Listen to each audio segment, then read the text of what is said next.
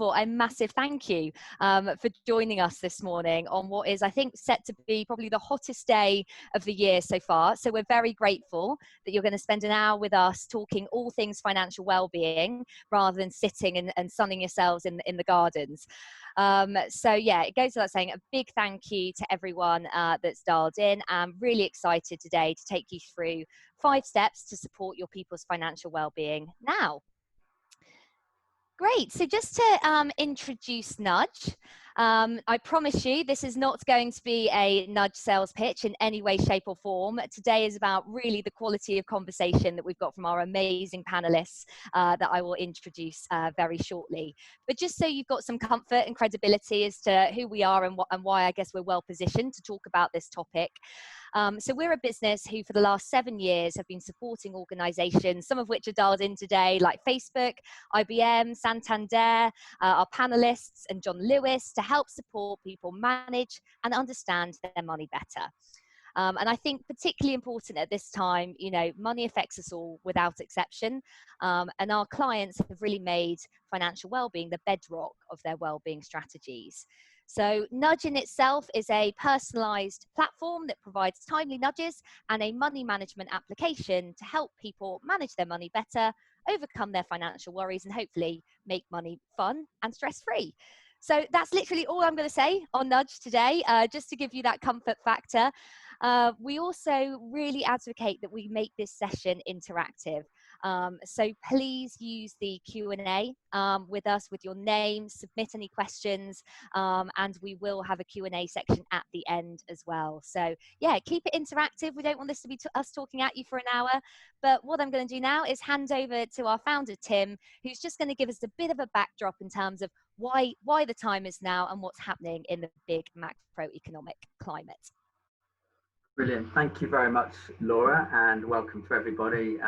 Absolutely delighted how many people have registered and turned up for this event. So very much feels like a hot topic right now. And I don't think that's surprising when you consider where we're at as an economy, as a nation, and even, I guess, as a world. I think, as we're all aware, 14 weeks ago, a world that was already very chaotic, particularly from a personal finance perspective, took a turn for the worse. Thinking back now with hindsight, government panicked, employers panicked, I panicked, the stock markets panicked, and we've been navigating exceptionally uncertain and choppy waters since. Now, it's of course far too early to know the full impact of the coronavirus outbreak, but what we do know for certain is that even at this very early stage, the health crisis has well and truly become a financial crisis. The fact is, we've got a few problems that, whilst they're not new, they're trending worse right now. So despite being the world's 6th largest economy here in the UK, our financial literacy is 50th percentile, which quite frankly is pretty dreadful. And things aren't much better in Ireland. And I know we've got a few people dialed in from Ireland today as well. So that lack of understanding about money is one of the reasons across the UK and Ireland that our savings are so low, our debts are so high, and our budgets are so fragile. And seeing this precarious situation get worse over the last decade in particular, we've long feared that too many people aren't sufficiently resourced to weather a financial shock. And unfortunately, that's now come to life with coronavirus, showing that millions of people obviously being plunged into abject chaos. I think if the scenes from Bournemouth Beach yesterday are anything to go by, there's a lot of people who aren't working at the moment. So I think, whether you measure this by redundancy, debt, poor mental health, or even just, I guess, optimism or confidence, things are pretty bad. So in the UK, YouGov reported just last month that our concern about the economy is at its highest level since 2004. In Ireland, the Corona Citizen Study from NUI Galway and Dublin City University reported that 25% of people in Ireland are more worried about their finances now than ever before. So I think, however you measure it, things are pretty dire. But I think, on the topic of this event, maybe, just maybe, if we can use what we've learned over the last few months to try and move forward in a different way from the direction that we were heading. Maybe we've got the opportunity to move forward in a more positive way. And that's where we're going to be focusing today, with some great insight and practical tips from our panelists who you'll meet shortly. So to tee that discussion up, I just want to spend a couple of minutes giving a high level of explanation of how I think we can move forward positively from here. So naturally, as an HR or reward professional, you want to do the best for your people. It's difficult, but as an employer, you're in a unique position to help them.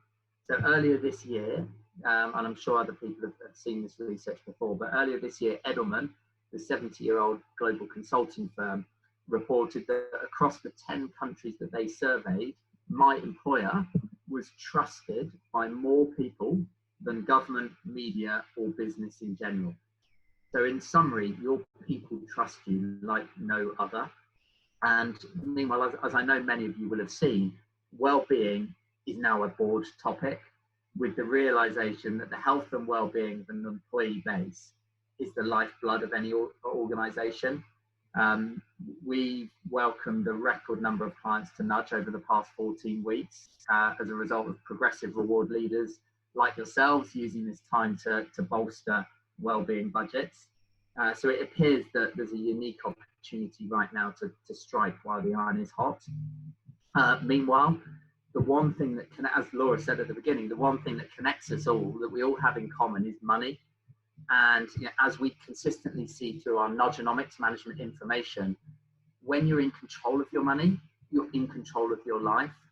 And this control comes from having the lifelong skills and knowledge to make the most of your income and to enjoy a comfortable quality of life. Now, the requirements to achieve this are going to change, not only as one's own circumstances and demographics evolve, but also as external factors and legislation and the benefit provision changes as well. And none of us are the same. And also, you can't judge a book by the cover. So, for example, my own personal circumstance, at the outset, I'm still employed, my pay's the same, so my circumstances haven't changed. But actually, my wife's taken a 20% pay cut, and I'm now having to spend an extra £1,500 a month on childcare that I wasn't otherwise spending before. So, yeah, you need to make sure that the solutions are highly personalised to each person's individual situation. Now, in SAP, Workday and Vodafone, we've got some brilliant clients joining us for today's discussion. And whilst I know that they're all on the front foot, responding proactively to the current situation, it'll be brilliant to hear how they're doing so with examples and no doubt some takeaways for us all. So get your notepads at the ready. My colleague Laura, who you met a moment ago, she'll be running the discussion straight after me. And she's always capable of whipping up a great discussion. So no pressure there, Laura. And knowing Laura as I do, and how focused she is on data and really measuring and tracking the impact of everything she does, I'm pretty sure that one of the topics that's going to come up in the discussion will be on return on investment. And that's a really interesting one for me. And particularly if I think back over the last few months. So through running Nudge as co-founder alongside Jeremy, but also through working closely with clients over the last few months, I'm very aware that with uncertainty, budgets will perhaps be less flexible and harder to come by than they've been before. But I think one of the developments that I've seen recently is the creation of two camps of buyers. The first are those who require a business case and proven return on investment, and it'll be really interesting to hear the panel's view on that and the impact that they've seen from providing financial education. The second camp, which I think is a growing group, who just know that supporting financial wellbeing is just the right thing to do, and they believe that the cost of a solution is a tiny price to pay to make such a positive difference to many people's lives. And increasingly, we're seeing employers looking past their immediate employee base to perhaps ex-employees, be that people who've been made redundant or ex-pension members, or even just employees' families. So I think as an encouraging thing is that in following one's natural intuition and just doing the right thing, it's never been easier. But I think also that us, the HR community, we're currently in a uniquely elevated position. And it turns out I'm not alone in thinking that. So there was a really interesting article earlier this month in the Harvard Business Review. It was written by Arianna Huffington, who's the highly respected founder of the Huffington Post, as well as an award-winning business author and board member of lots of impressive global companies. And in her article, she wrote about how CHROs, HR directors, have met their moment during this crisis. So in the past, at big company moments, it was often the CEO and the CFO who were stood on stage breaking the news to employees or shareholders.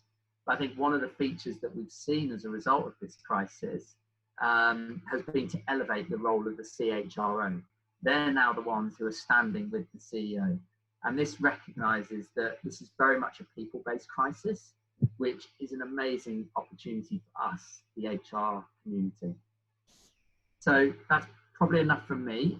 If you've got any questions, please drop them into the Q&A, which you'll see at the bottom. I've been told as well to tell you that there's a difference between the Q&A and the chat. So make sure you drop them in the Q&A, not the chat. And yeah, lastly to say thank you for your attendance, your continued support of Nudge, and feel free to contact me if you want to discuss, be that agree or disagree or anything in between with anything I've said, or have any questions about where we're going as Nudge. So over to you, Laura. Fantastic. Thank you very much, Tim. So into the panel discussion. So we've got some amazing panelists today, which, as Tim said, I'm going to try and whip up a lively virtual panel discussion, which is a first for me. So just to get us going, I think it'd be good if our panelists, if you wouldn't mind just coming off of mute, and if you could kindly introduce yourselves. So we'll start with Georgia. Hi, so I'm Georgia Rule, and I am the UK Reward and Benefits Manager for Vodafone UK, and I've been with them almost a year now. Thanks, Georgia. Lisa?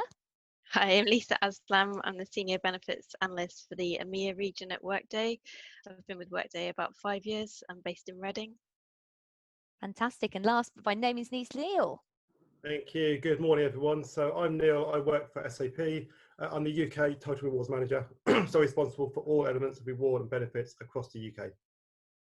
Fantastic. Well, if we can't get some wealth of insights and lively debate out of the three of you, we've got a problem, haven't we? So let's get going. So Georgia, not to pick on you first, but you are first on the image there. So yeah, I think what would be interesting, I think, obviously with Vodafone, we think of you guys as a tech, obviously telecoms business, but sometimes we forget the retail arm of your business, which, as I think we all know, has been impacted significantly with this crisis.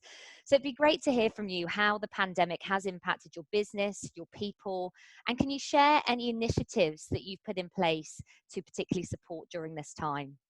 Yeah, certainly can. So as you said, retail is a very large arm of the Vodafone organisation. So having to close all of the retail stores was obviously a big impact on the company. But Vodafone were very, very certain straight off the bat that they didn't want to furlough any of their employees. So straight away, the conversation started of, what can we do with these thousands of people who are now not going to be working in our retail stores if we're not going to furlough them? So we started a project called Agent at Home. And this coincided with the closing of our call centres as well. So obviously you think of call centres, there's large populations of people in small spaces. There's no way enough that we could have them open. So they were one of the first places to close. And in the space of a week, this Agent at Home project started and finished, and it essentially moved all of our call centre employees from an office-based location and set them up entirely in their own homes so that they were able to do exactly their same role, but based from home. And the other arm of that was actually retraining our retail population into becoming call centre advisors, so whether that was working in telesales or actually working on the helplines. Because you think these people, they know our products inside and out. If people have got questions about them, if people, you know, are looking to buy, they can still do that over the phone. These people were best placed to do that. So rather than losing that wealth of knowledge, rather than losing that capability and just putting them on furlough, we found a way of repurposing them and bring them into this agent at home setup. That's incredible. So almost like doing a bit of a talent exchange there, and being able to repurpose, as you say, rather than furlough, move them into a role that was really required at that time. And also, it would be great to hear in terms of some reward and I think you've relaunched or reignited a recognition program. Can you tell us a bit more about that? Yeah, so this actually, timing wise, worked out quite nicely. So towards the end of 2019, so in December, we actually relaunched our new recognition program, which is called the Spirit of Vodafone. We completely re-energized throughout all of our office locations at the time our spirit behaviors, which are basically they're designed to push people into not being afraid to fail. So pushing them to think outside of the box, pushing them to come up with new innovative ideas of how to move the business forward. We were already way underway of actually communicating that.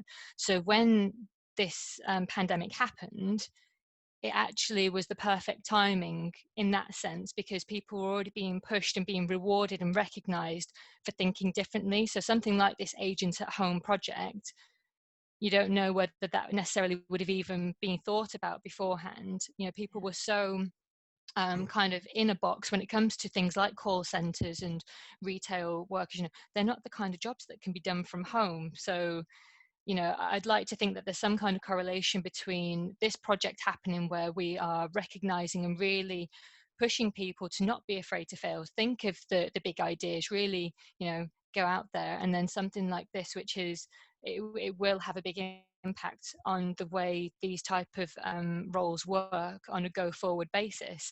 It's not going to be a case of, oh no, you're a call center agent, you can't work from home anymore, because those roles don't work from home, because we've proven that it can be done.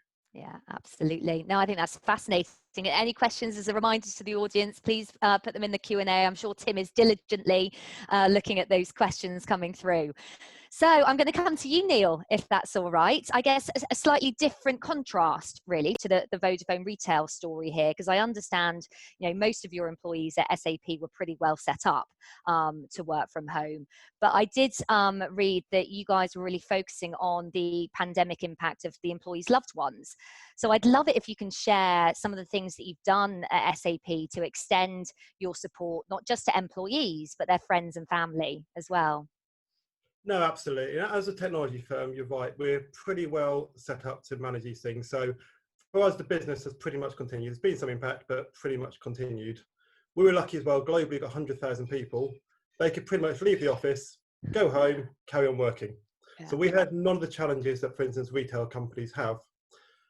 So our employees, they stay with the job, they stay on a full salary, very straightforward, you think. But actually where we've seen the impact is around the households. So just because the employee is in a good place doesn't mean the household is. So people have wives, husbands, partners who are taking pay cuts, losing jobs. They have children who are at home needing homeschooling. Those kind of things is where the impact has been. So where we've really focused is not around necessarily supporting the employee to do their role, but actually supporting the employee to manage their home life. And that's been a mixture of things. One of the things has been just about our employees, a huge amount of flexibility. So we ask our employees to do their job when they can. We don't expect to be Monday to Friday. We don't expect to be 9 to 5. It's work when you can and work as much as you can. And if that's not full time, that's fine for now. It's one of those things. But also we have in place some of our wellbeing programs, which have really helped employees to manage some of those challenges. And I think there's probably 3 main programs that I'd pick out that have really helped. Firstly, we have an online GP service. Okay. We've had that in place a year or so. The take-up's been fairly low, and probably no more than 10% of our employees have signed up. But actually in the last 3 months, that's pretty much trebled. So the demand has been there, because obviously you can't go to see a GP, so let's go online. Yeah. The second element has been around our mental health programs. So we have a lot of programs in place to support our employees with their mental health. We've taken this opportunity to enhance that and launch more programs, but also the demand for that has been huge. And we've put in place, we do what's a line manager training session, a 4-hour, what used to be face-to-face training session. Over the last year or so, we've had about 200 managers go through that. We put out courses for this year, and within 4 hours, 100 places have gone. So real focus there. And then the third element for us has been the financial wellbeing side. So as I said, our employees remain on full pay, no massive issue, but within the household, there might be financial impacts. So really being able to put those channels in place to support employees managing their finances.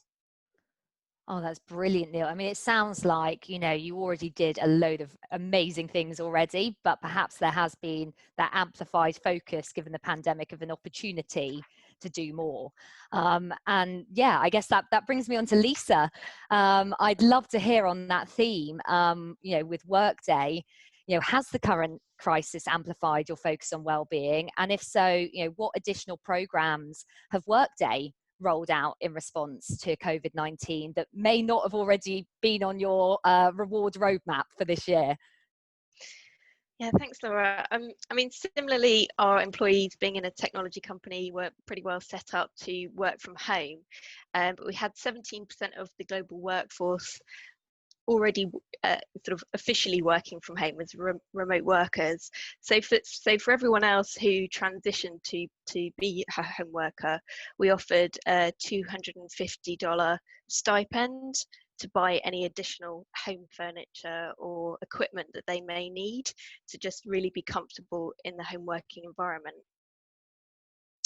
On top of that, we gave everyone in March an additional half-month pay, and that really was to help with any additional unforeseen costs as a result of the crisis, be that childcare support or purchasing, you know, anything that's needed by the household, or if, you know, the household income had been impacted. On top of that, for anyone who really was in a really difficult situation, we've created an employee relief fund. Now, this is managed through a third-party provider, so it's completely confidential. If one of our employees applies, nobody in Workday will ever know that they've applied or whether or not they received the money. So it's very discreet service, and that's if for anyone in serious need of financial assistance. It could be cost of housing, food, etc.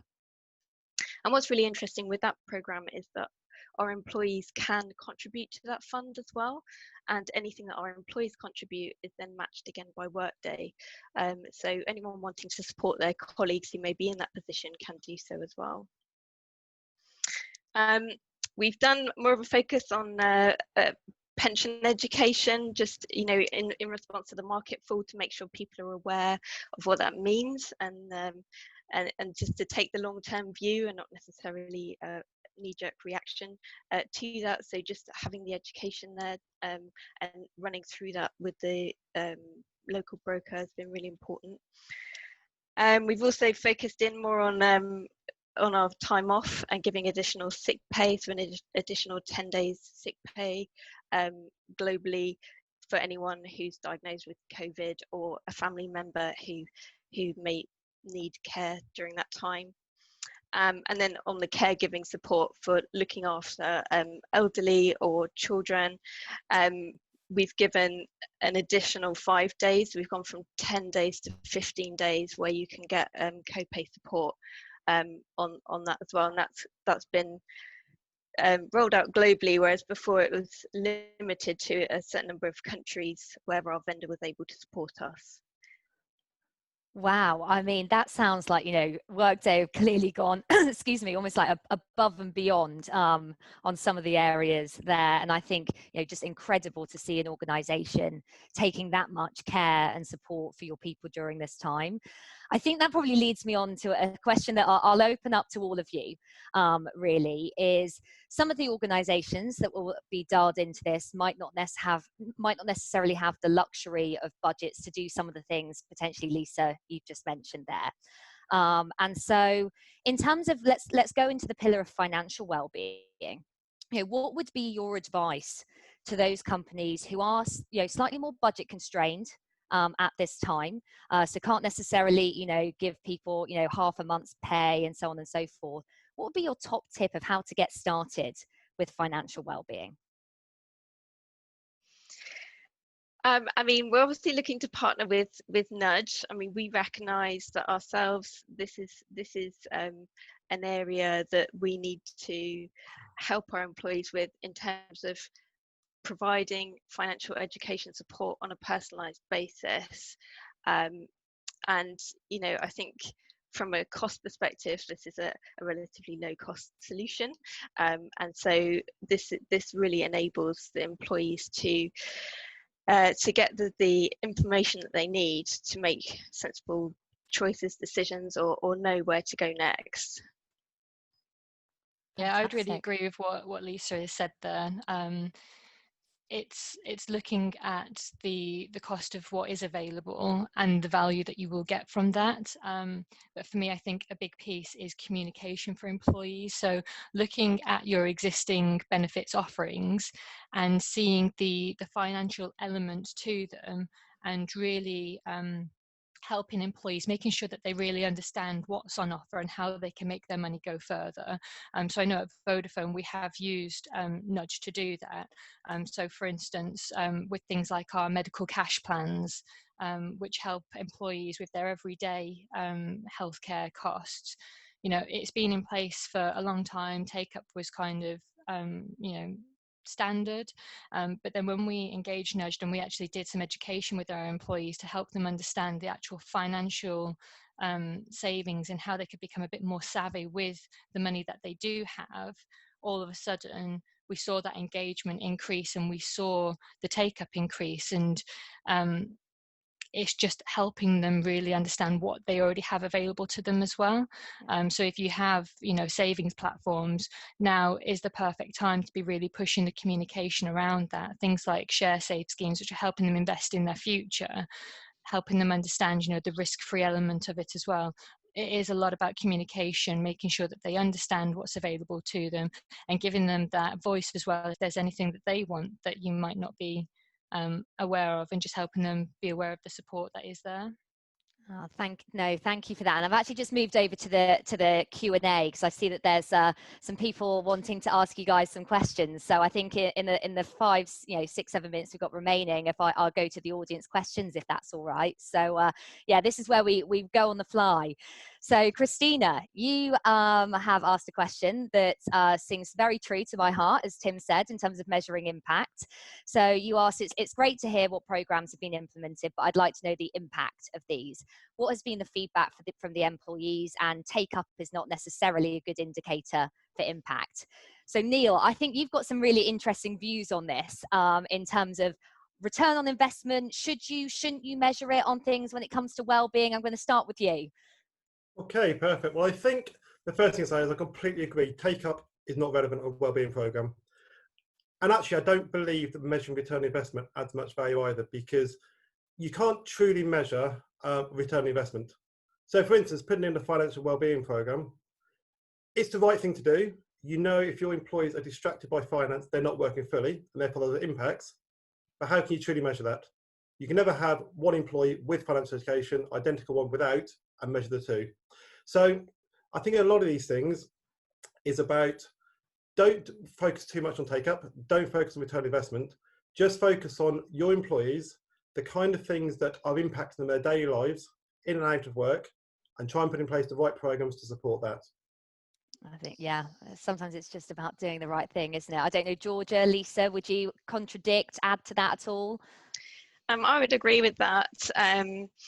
100%. And for us, we look at the employee sentiment. So we did a specific employee sentiment survey during this time to see whether employees felt that they had been supported by Workday through Workday. And we had a really good response, very positive response from our employees. So we feel confident that the measures that we've taken have been well received by our employees. Awesome. And Lisa, just a quick question whilst I'm on you. There's been a question asked about, what, if you can share, what is the approximate value of the stipends that people have been given? $250 for the working from home.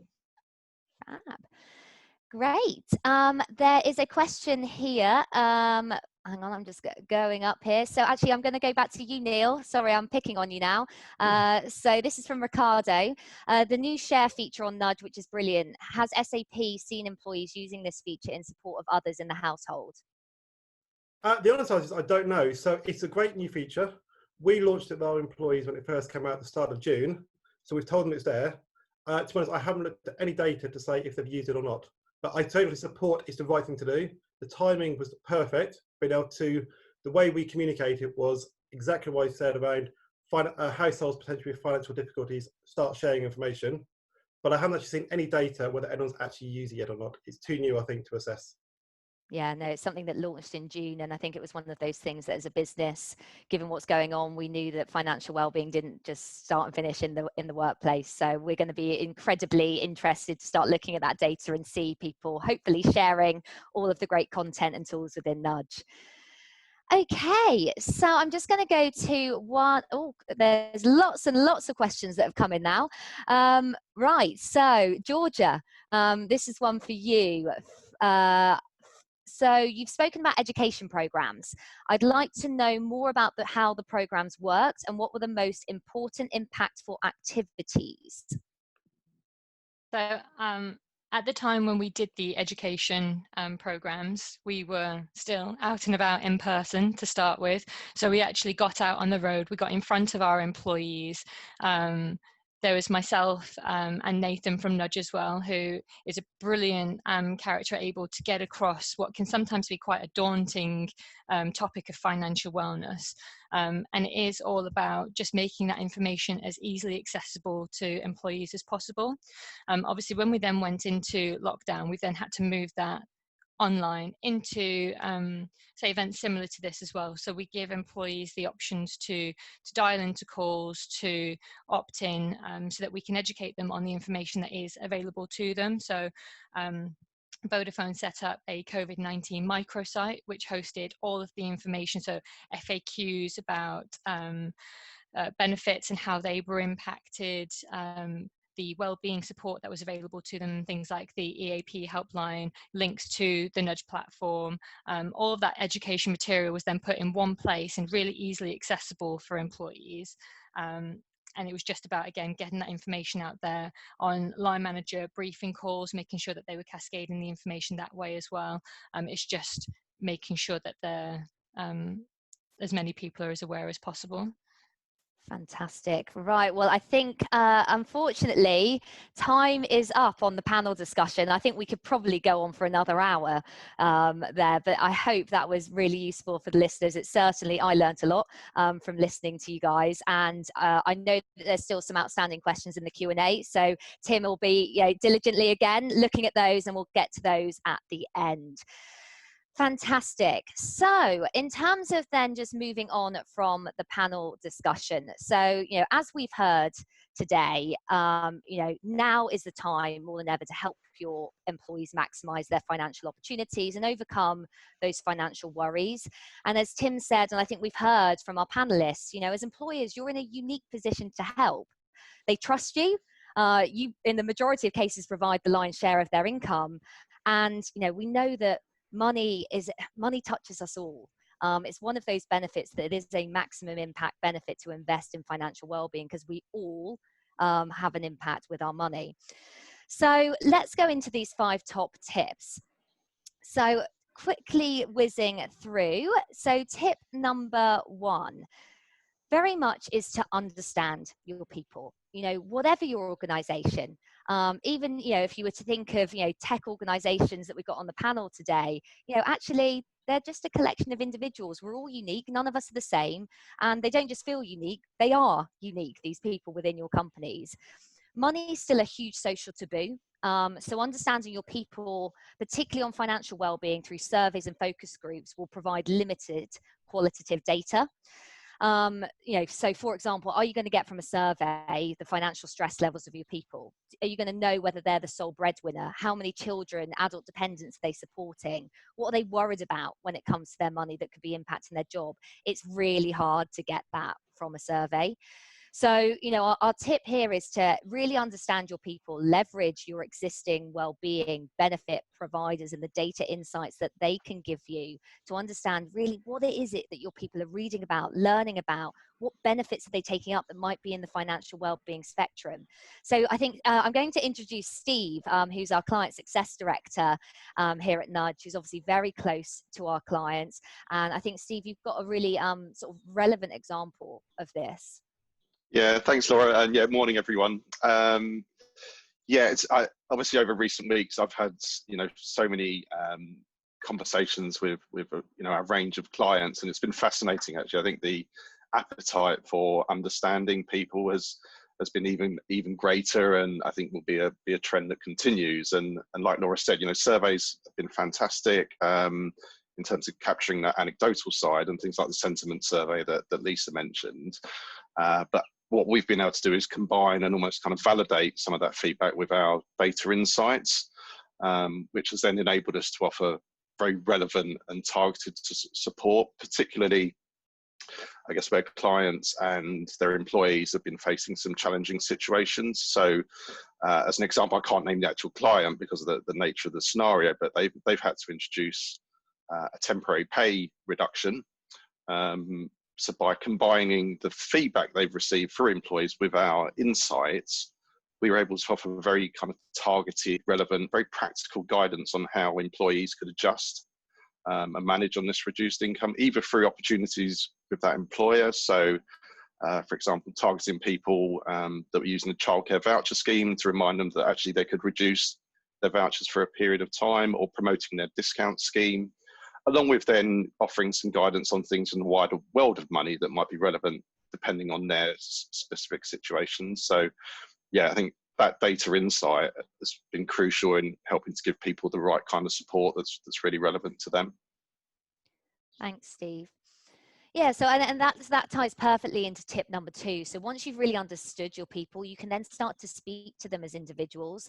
And I think as we move through this pandemic, you know, many people are going to be struggling with sickness, loss of loved ones, as Steve's just identified, changes to employment terms, reduced pay, and just general anxiety. And as an employer, of course, we've got limited control about how these circumstances will make people feel. But what we can do is at least talk to them in a very personalized and empathetic way. And it's proven, you know, when you speak to someone as an individual, personalized communications, you have an 85% more chance of that message sticking and really getting through and then taking action on it. So, you know, again, tip here is look at your, I guess, ecosystem that you've got here in the benefit reward HR tech space, and ensure that everything that you're doing is very targeted and personalized down to the individual, particularly with financial well-being, because yeah, none of our financial situation is ever the same.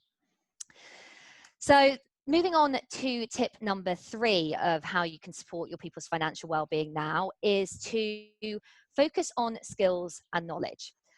There's that classic saying, isn't it, where you can give a man a fish and you'll feed him for a day, teach a man to fish and you'll feed him for life. And I think as we go through this financial crisis, we need to really empower people with the right skills and the right knowledge to make better informed, more clarified financial decisions. And particularly with, you know, the financial services space is noisy, right? You know, whether it be the government, their banks, everyone's going to be sending them information of different support options. The employer job, as back to Tim's point at the start with that Edelman Trust Barometer, your job is to provide them the information that they can genuinely trust, and to provide those financial skills and knowledge to build lifelong skills. And I love, there's a particular story that Steve, I'd love you to tell. One of our clients, Arup, who are in the engineering space, one of their employees wrote to us, and Steve, I won't steal your thunder there. Yeah, no, thanks, Laura. And actually, I'd make a quick shout out because I think Ellen and Lee from Arup are both on the call this morning. But yeah, it was actually, and George had mentioned Nathan earlier, so our community engagement team were delivering some money masterclasses for Arup, and at one of those sessions, a lady in the audience was happy to kind of volunteer that she'd kind of used Nudge to school herself on the world of mortgages, you know, such a complicated, complex area, and there's so many different mortgage products out there on the market. But, you know, she, by empowering herself, you know, through that learning journey, she felt confident enough to be able to go out and apply for a mortgage without paying for an advisor. So I think, I just think that's just such a great example of how actually someone feeling empowered to then go out and take action and save themselves some money along the way, is really what this is all about. So yeah, it's a great example of how that skills and knowledge gives people greater control. Thanks, Steve. And moving on to tip 4 is measure, monitor and review. So many of you, I know we've got a number of clients on this call, but even, prospective clients, you may already have things in place that are in the financial wellbeing spectrum. But I think as a reward community, financial wellbeing has moved on a lot in the last 5 years. And I think we've all become, I guess, cognizant of that there's no such thing as a fire and forget financial wellbeing solution. The best solutions are tightly integrated with an ongoing positive feedback loop, and it's coexisting and it's considered with the broader reward strategy. And the use of data, the use of how your people are engaging with the communication, the broader benefit scheme, how it all intertwines together. Financial well-being shouldn't sit in isolation. It should be fully intertwined with your broader reward and well-being strategies. And what this does by measure, monitoring, review, the process creates that virtuous circle of continuous gathering and refinement. And I think Nikki from Siemens is on the call, but that's a great example where we've done some amazing work on improving pension literacy with them.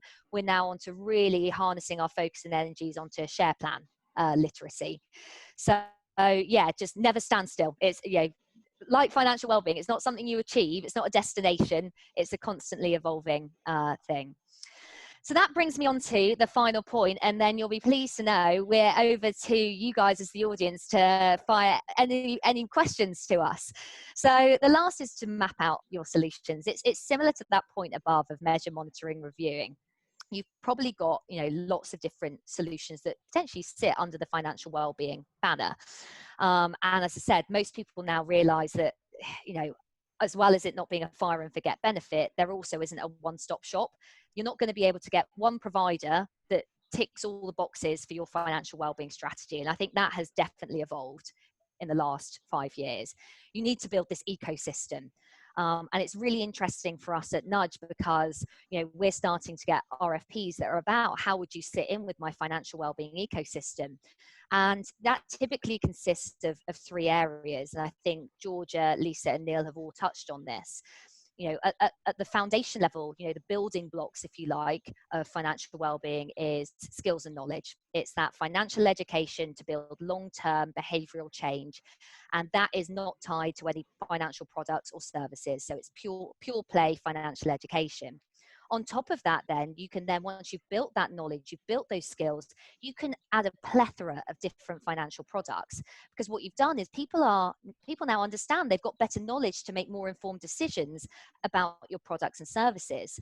So by doing that, what you're doing is making sure that when you launch those products, they are actually going to get good engagement and take up because people know and understand them more.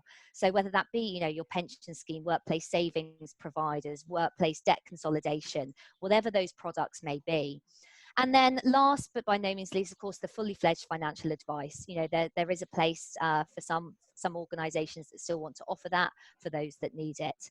And I think, Orange, Steve, is probably a really good example of this. Many of you might have heard them on a Benefex webinar the other day. Benefex is a great partner of ours, talking about how they've not only integrated a financial wellbeing ecosystem, but making it, big bang wellbeing and integrating all their providers to work in harmony. So Steve, can you colour that in for me, please? Yeah, of course. Yeah, and it's a really exciting sort of project campaign we're working on with Orange Business Services, actually, because it's doing exactly that. And I guess against the context of there's never been a more opportune time and a more important time for people to get their household finances in order, whether that's Orange Business Services employees are all able to work from home.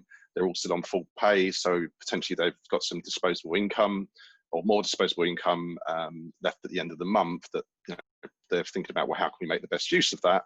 Or conversely, as Neil was talking about earlier, it could be that a family member's been impacted, so they're having to adapt or prepare for reduced income. So with that context in mind, we're working on this kind of holistic financial wellbeing campaign that uses Nudge to begin with to take people on that learning journey, really kind of educate themselves, then if they then want to take it to that next step, Orange Business Services also use an organisation called Hatch, who offer sort of one-to-one financial coaching.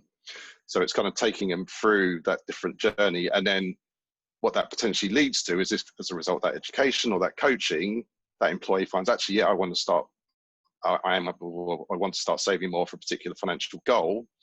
They can then use Smartly, which Orange Business OBS use as their workplace savings arrangement. So it's taking someone through that education, that guidance, and then ultimately deciding how to, save that money. So yeah, I think that's a great example. And I know we're short on time, I did just want to share another quick one as well, because again, I think Mark Winterflood from Hastings is on the call. And just this week, actually, I joined a wellbeing roundtable that Mark had organised and hosted, that brought together various stakeholders from Hastings, all with responsibility for employee wellbeing, with all their different wellbeing providers across physical, mental, financial wellbeing. And the purpose of the roundtable was really to understand the needs of Hastings employees and how collectively our services can complement each other to support that, which I just thought was a fantastic session, and really has to be the way forward, that holistic approach to wellbeing. Fantastic. Well, thank you very much, Steve, for helping me there colour that in with some great client stories as well. So yeah, I think Tim, I am going to put you in charge now of filtering the Q&A, if that's all right. You've been working hard in the background there. I've been scrolling up and down. Absolutely amazing how many questions we've had, and we're not going to be able to answer them all. Some of them are aimed specifically at us, some of them specifically at the speakers. So I think what we'll do is pick out a few now and then circulate other ones as we can. So I think first place to start, very specific question from James Timon, apologies if I pronounced that incorrectly. Can the Employee Relief Fund third-party company name be shared if possible? I think that was you, Lisa, wasn't it, who talked about the relief fund? Was that an external partner that you worked with? It is an external partner. I'm not sure if we're able to share that, unfortunately. Okay, not to worry. So what have we got next up? So somebody asking Kim Hunter asking whether any of you have had employees who've been furloughed or had to take a pay reduction, and if so, did you do anything extra for them financially? We've been very fortunate in that because of the action that was taken with the Agent at Home project, we haven't had to furlough any of our employees. Neil? Yeah. Same for us, we haven't had to furlough anybody. Okay, nice and simple. What we have seen from other clients, might just be worth adding in, is a number of organisations so on the back of redundancies, extending support to nudge. So normally when you leave an organisation, you lose your benefits, but actually saying that if unfortunately as a result of redundancy, you lose your benefits, you can actually still retain nudge for indefinitely or 3 years or whatever the agreement is that you come up with. So there is support to be provided. Somebody asking here, I can't find the original question again because there are so many, but it was around how do you know what support, so what topics your people want support on, and how do you track that? So Neil, I don't know if you've got a comment on that. Yeah, I guess there's two ways. So firstly, it's some of the obvious things. So for instance, when we put our mental health programs in place, mental health is a big topic, it's a topic we had to tackle. So it wasn't employees telling us, it was just almost the market, the world telling us that's what we had to do. But we also have internally what's called Employee Consultation Forum. It's a group of about 10 employees who represent our workforce, and basically you have that two-way discussion, things we're planning on doing, but things employees are looking for. And we use that as a great way of getting feedback around things that people are considering, people are asking. Yeah, we have a similar forum in Vodafone, but one thing I would say, this is where nudge is really invaluable, because employees are actually able to select what financial topics they are interested in, and then obviously we're able to gain insights into what in particular our employees are looking at, and it could be quite surprising. I know in our last Nudgeonomics there's a surprising number of people looking at divorce. It's not the kind of thing that you would ever expect to be providing extra information on, but you know, having that information available, you're then able to do some internal communications around what support is available for people who are in that situation, which I never would consider doing before. Yeah. Tim, I think there's two other themes here. I'm just conscious of time that I'm just seeing some questions. Rochelle, on return on investment. I think this is a really interesting one. So if there are no measures for return on investment, how do you make the business case to make this investment? So I don't know whether anyone wants to give some tips there. Yeah, I mean, I can add to what I said earlier. I guess we don't measure that return on investment. And I think the business case for us was we want to do the right things for our people. We know our people are very important to our business. Without them, we don't have a business. And therefore, we need to make sure we firstly put in place the things to support them, but also we want to be fairly market leading, because we know, particularly to a younger workforce, employee wellbeing programs are very important. So actually, if you haven't got a wellbeing program, you're already at a disadvantage to try to attract new candidates. So it was that kind of conversation about what are the things for the upcoming workforce and what is the right thing to do for our employees, as opposed to what exact return will we get. Yeah, and we tend to measure engagement rather than the return on investment as well. So with something like Nudge, if you're able to show how many articles are being read, how many people are then, you know, clicking through to links, and they're actually engaging with the benefit that you're offering rather than the value that they're getting from it, which is obviously nearly impossible to measure, but that engagement piece goes a long way. Brilliant. Well, I'm conscious that we probably, lots of us have got 10 o'clocks, and you might want time for a glass of lemonade or a cup of tea or something before then. So yeah, might just take a couple of minutes to wrap up. So firstly, thank you so much to Neil, Lisa and Georgia, and Laura and Steve. Brilliant discussion. Really enjoyed that. I think, you know, my reflections, having taken a few notes whilst I was filtering through the questions, is that I think there's some unforeseen opportunities that have come out of this crisis. So I loved what we spoke about there in terms of the learning opportunities that come from repurposing different people's roles. That feels like a brilliant opportunity for me, and obviously, you know, for the people impacted. And then the opportunity to relaunch these programs. So, you know, Neil, you talked about how repurposing the benefits in these times, you'd seen take up going up. So I think that's really good. The point you made, Neil, around the impact at home. So, you know, a bit like my intro at the beginning, at the outset, looks like somebody's perhaps not affected, but you never quite know what's going on in the background, and that's encouraging that employers are recognising that. Blown away, Lisa, by how generous you guys have been. So with the relief fund, half month's pay, additional sick pay, you know, what an amazing position to be in, and I hope your people realise how fortunate they are. I thought it was also just worth adding, a lot of people might not be aware, but there is actually a government-led working from home allowance, which there are lots of people eligible for it who won't be claiming it, and that's worth £26 a month. So yeah, there's big picture, there's £7 billion worth of unused allowances here in the UK, and I guess one of the opportunities of financial education at a time like this is to make sure people are aware of those, and that's just one of them. Also noteworthy, I thought, was the discussion around it being discreet and confidential, you know, particularly with topics around divorce. It's really important that people feel that they've got a safe space to be learning and engaging with financial well-being. And then obviously a big discussion about ROI, and then brought back to the discussion there from Rochelle's question. I think by default, when you think of ROI, you think about pounds and pence. If I spend this now, what return do I get? But actually that return on investment in my mind is much bigger than that. I think that the discussion is moving more to impact. So yeah, I liked what I heard about, I can't remember who it was now, but somebody saying that they saw anecdotal feedback. Obviously some good discussion there around benefit engagement. And I guess this is where there's a bit of a conflict, because in one breath, you want people to take your benefits up because that's why you provide them, but ultimately it's going to cost you more money as an employer. So that I guess shows how perhaps ROI isn't a way way to measure this. There are a couple of interesting case studies on our website, though, that I think is worth pulling out. So Siemens case study around pension engagement.